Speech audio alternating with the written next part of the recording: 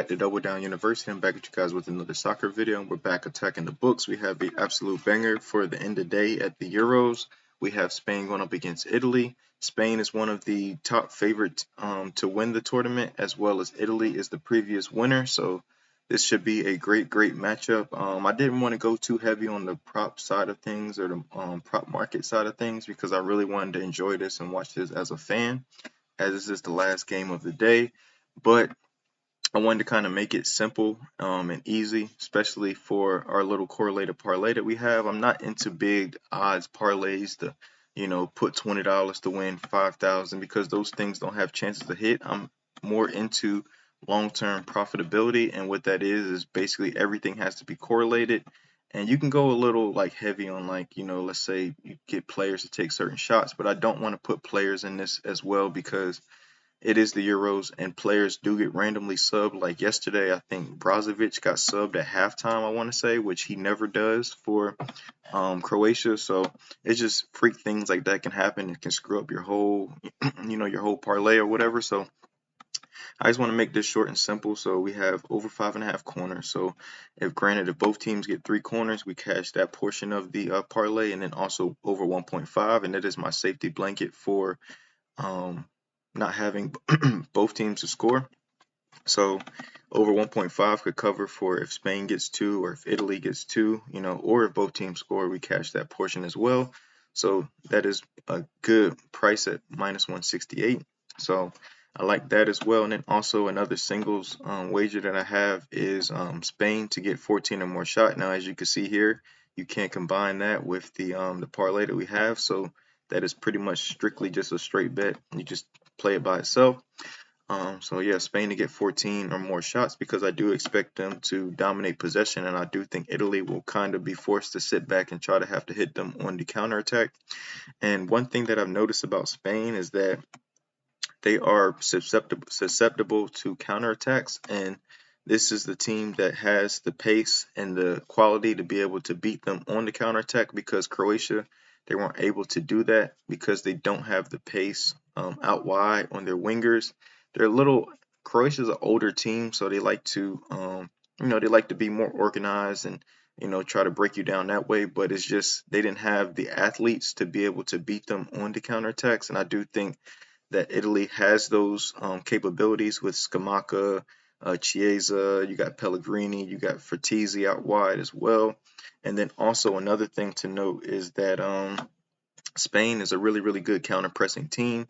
So when they do lose possession, they like to go and basically press you, take away all your inside angles to pass the ball through the middle. So, but also to combat that, Italy has really good, I would say, press-proof players in Bastoni, Barella, Jorginho. They are really good on the ball, especially in the midst of pressure, like when they're trying to, get the ball from out of their own end. They're really good at finding little clever ways to get out of their own end, whether it's through passing, whether it's through like half turns, and then you pass to find a better angle.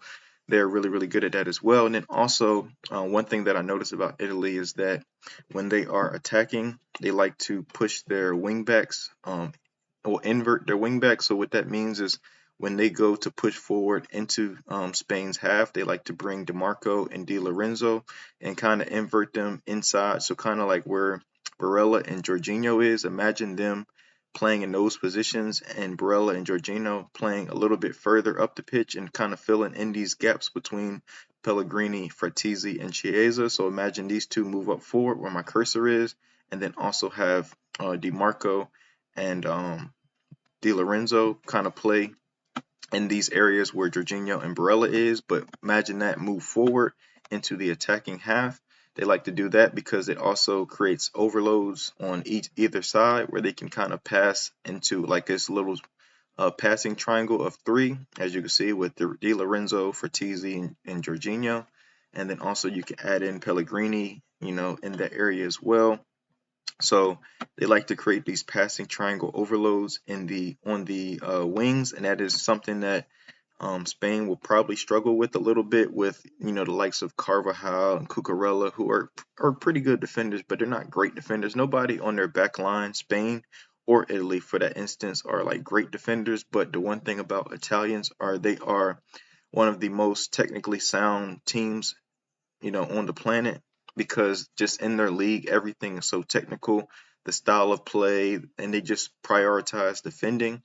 But they no longer have the likes of, Cellini and the guys that are rock solid at the back to be able to sit back and defend. So I think they're going to have spells of possession in order for them to be able to score against Spain. And then Spain has my favorite player, Rodri, who is the best central defender in the world.